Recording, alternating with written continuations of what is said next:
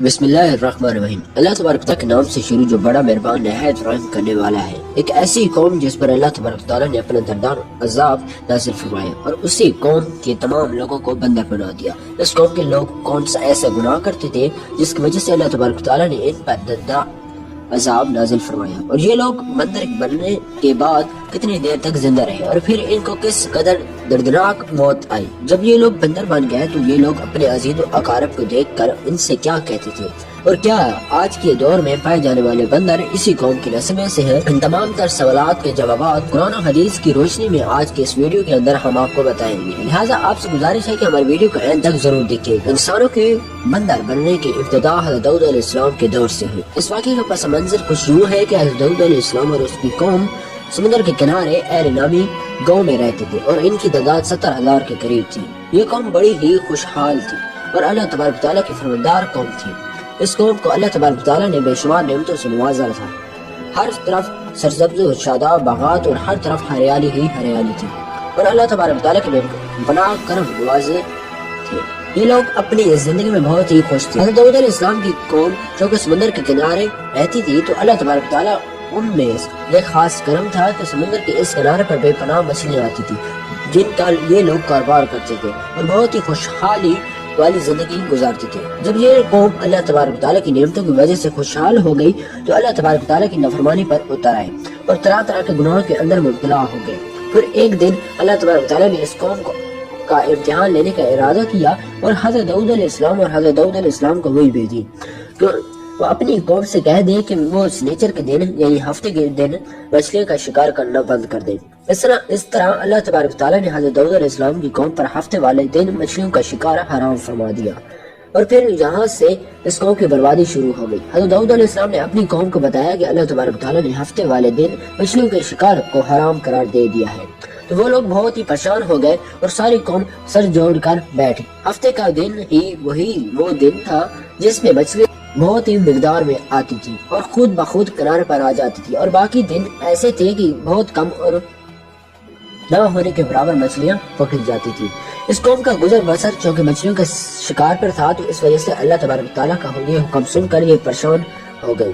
یہ نہیں جانتے تھے کہ اللہ تبارک تعالیٰ کی طرف سے یہ ایک آزمائش ہے۔ پھر ایک دن شیطان نے ان کو وسوسہ ڈالا کہ سمندر سے نالیاں نکال کر خشکی میں بڑے بڑے حوض بنا لیے جائے۔ جب ہفتے والے دن مچھلی آئیں گی تو وہ ڈالوں سے ہو کر ان بڑے بڑے حوضوں میں آ جائیں گی، اور اس طرح پھر ان نالیوں کا منہ بند کر دیا جائے گا، اور پھر اگلے دن یعنی اتوار والے دن ان کو پکڑ لیا جائے گا۔ شیطان نے اس قوم کے لوگوں کو ورگلا کر اس طرح ہم ہفتے والے دن شکار سے بھی بچ جائیں گے اور مچھلیاں ہی بھی ہاتھ آ جائیں گی اور وہ بھی پکڑی جائیں گی۔ بہت سے لوگ کو یہ حلا بازی اچھی لگی اور انہوں نے ایسا کرنا شروع کر دیا اور سمندر سے چھوٹی چھوٹی نالیاں نکال کر بڑے بڑے حوضوں میں ڈال دی۔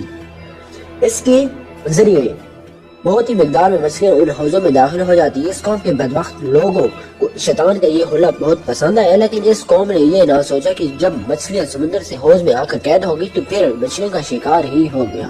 اس لیے یہ شکار بھی ہفتے والے دن ہی قرار پایا جو اللہ تبارک تعالیٰ نے ہفتہ حرام قرار دیا تھا۔ موقع پر یہودیوں کے 3 گروہ ہو گئے۔ کچھ لوگ ایسے تھے جو شکار کے اس شیطانی حملے سے منع کرتے تھے اور ناراض و بیزار ہو کر شکار سے باز رہے، اور کچھ لوگ اس کام کو دل سے برا جان کر خاموش رہے لیکن انہوں نے شکار نہ کیا، اور دوسرے کو منع بھی نہ کرتے تھے، بلکہ یہ لوگ منع کرنے والوں سے یہ کہتے تھے کہ تم لوگ ایسی قوم کو نصیحت کرتے ہو جنہیں اللہ تبارک تعالیٰ عنقریب ہلاک کرنے والا ہے اور ان پر اپنا دردناک عذاب نازل فرمانے والا ہے۔ اور اس قوم کے کچھ لوگ ایسے تھے جو سرکش اور نافرمان لوگ تھے جنہوں نے اللہ تبارک تعالیٰ کے حکم کی اعلانیہ مخالفت کی اور شیطان کے حلے بازی کو مان کر ہفتے والے دن شکار کرنے لگے۔ یہ لوگ اللہ تبارک تعالیٰ کے حکم کی کھلا مخالفت کرتے ہیں اور ہفتے والے دن مچھلیوں کا شکار کر کے ان کو کھایا کرتے ہیں اور بیچا کرتے ہیں۔ میرے دوست حضرت داؤد علیہ السلام کی قوم کے 1200 ایسے نافرمان افراد تھے جو منع کرنے کے باوجود بھی ہفتے کو ان نالیوں کے ذریعے شکار کرتے رہے۔ حضرت داؤد علیہ السلام نے ان 1200 نافرمانوں کو اللہ تبارک تعالیٰ کے عذاب سے ڈرایا کہ وہ اللہ تبارک تعالیٰ کی اس نافرمانی سے باز آ جائے، لیکن وہ لوگ باز نہ آئے اور کھلے عام شکار کرنے لگے۔ چنانچہ وہ لوگ اس بات کو برا جانتے تھے۔ ان لوگوں نے اپنے ان نافرمانوں کے درمیان ایک دیوار کھڑی کر دی جس کی ایک طرف 1200 نافرمان رہتے تھے اور دوسری طرف وہ لوگ تھے جو شکار سے باز رہے۔ حضرت داؤد علیہ السلام نے اپنی اس قوم کے نافرمانوں کو بار بار سمجھائے۔ یہ لوگ اپنی نافرمانی سے باز نہ آئے اور اس سے اللہ تبارک و تعالیٰ کی نافرمانی کرتے رہے اور شکار کرتے رہے۔ پھر ایک دن حضرت داؤد علیہ السلام نے غضبناک ہو کر شکار کرنے والوں پر لعنت فرما دی۔ اس کا اثر یہ ہوا کہ ایک دن خطا کاروں میں سے کوئی بھی اپنے گھر سے باہر نہ نکلا۔ یہ منظر دیکھ کر کچھ لوگ ان کی دیواروں پر چڑھ گئے تاکہ معلوم ہو سکے کہ وہ لوگ کس حال میں ہیں۔ جب ان لوگوں نے ان نافرمانوں کو دیکھا تو وہ سب کے سب بندر کی صورت میں مسخ ہو چکے تھے۔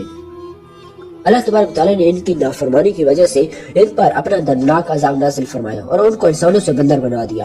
جب لوگ ان مجرموں کو دروازہ کھول کر ان کے گھر میں داخل ہوئے تو وہ بندر اپنے رشتہ داروں کو پہچانتے تھے اور ان کے پاس آ کر ان کے کپڑوں کو سونکھتے تھے، زار کتار روتے تھے، لیکن وہ کچھ بول نہ سکتے تھے۔ اللہ تبارک تعالیٰ کی ان نافرمانی بندر بن جانے والے لوگوں کی تعداد 1200 تھی، اور ان 1200 لوگوں نے اللہ تبارک تعالیٰ کی نافرمانی کی اور اللہ تبارک تعالیٰ نے ان کو بندر بنا دیا، جس طرح کی اللہ تبارک تعالیٰ سورہ بقرہ میں ارشاد فرماتا ہے، اور بے شک ضرور تمہیں معلوم ہے کہ تم میں کہ وہ جنہوں نے ہفتے میں سرکشی کی تو ہم نے ان سے فرمایا کہ ہو جاؤ بندر، دھتکارے ہوئے۔ اس طرح داؤد علیہ السلام کی قوم کی 1200 نافرمان بندر بن گئے۔ یہ لوگ 3 دن تک زندہ رہے تھے اور اس دوران یہ کچھ نہ کھا سکتے تھے نہ ہی پی سکتے تھے، بلکہ یوں ہی بھوکے پیاسے سب کے سب ہلاک ہو گئے اور 3 دن کے اندر سب کے سب مارے گئے۔ اور وہ لوگ جو ان نافرمانی کو اللہ تبارک تعالیٰ کی اس نافرمانی سے منع کرتے تھے، اللہ تبارک تعالیٰ نے ان کو اس عذاب سے سلامت رکھا، اور وہ لوگ جو اس شکار کو برا جان کر خاموش رہتے تھے، اللہ تبارک تعالیٰ نے ان کو بھی اس عذاب سے سلامت رکھنا۔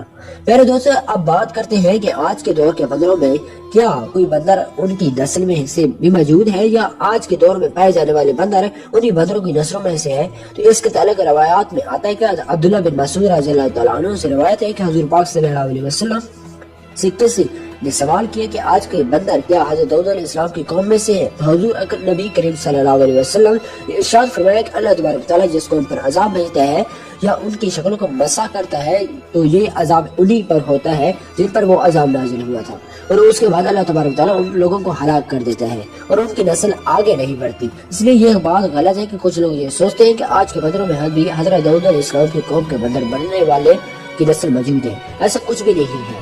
وہ لوگ صرف اور صرف 3 دن تک زندہ رہے، اس کے بعد سب کے سب ہلاک ہو گئے اور اللہ تبارک تعالیٰ نے اس قوم کے نافرمانوں کو صفحہ ہستی سے مٹا دیا۔ اگر آپ کو ہماری ویڈیو پسند ہے تو لائک ضرور کر دینا، اور اس طرح کی مزید ویڈیو کے لیے ہمارے چینل کو ضرور سبسکرائب کر لینا۔ نئی ویڈیو کے ساتھ ملتے ہیں، تب تک کے لیے اللہ حافظ۔